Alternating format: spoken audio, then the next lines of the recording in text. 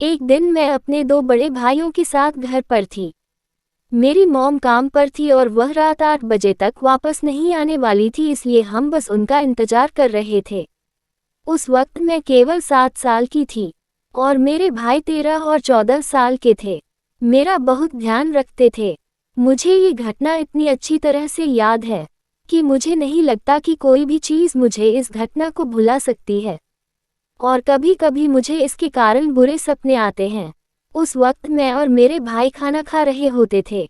अचानक दरवाजे की घंटी बजा। भूलना मत कि हमारे दादा दादी और मॉम ने हमसे कहा था कि जब तक मैं हमें यह न बता दी कि कोई हमारे घर आ रहा है तब तक दरवाजा मत खोलना। मेरे दूसरे भाई ने हमें दरवाजे के पास न जाने के लिए कहा था, हालांकि सबसे बड़े भाई ने तुम डरपोक हो कहकर दरवाजे के पास गया। दरवाजा खोलने पहले उसने खिड़की से बाहर देखा और तुरंत नीचे झुक गया। ऐसा लग रहा था जैसे उसने अभी अभी कोई भूत देख लिया हो। दूसरे भाई ने भी बाहर देखा और जल्दी से पर्दा खींच दिया।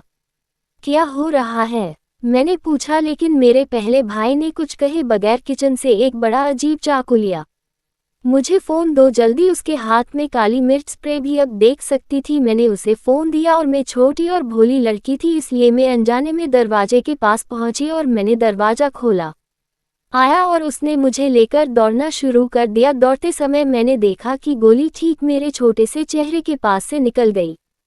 दुर्भाग्य से वह मुझे नहीं लगी। हम तीनों बेडरूम की ओर भागे। कुछ पर दो काले थे और जैसे ही हमने दरवाज़ा बंद किया उस समय ही ने दरवाज़ा पीटना शुरू कर दिया।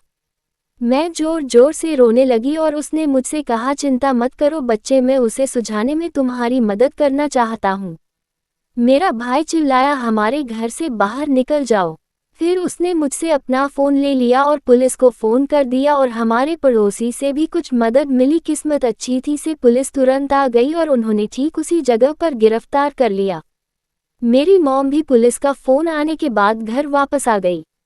उसने हमें बताया कि वह एक टाई को काम पर रखे गए। पता चला कि जो वह आदमी था वह एक गंभीर किडनैपर और हत्यारा था और उसने 10 से भी ज़्यादा बच्चों की भी हत्या कर दी थी। आखिरकार उसे कई सालों के बाद मौत की सज़ा सुनाई गई। मैं 20 साल की हो गई हूँ और मैं अपनी मॉम और 2 भाइयों के साथ समाचार देख रही थी। वहाँ एक हत्या का मामला था। 2 छोटे लड़कों की उनके घर में हत्या कर दी गई थी।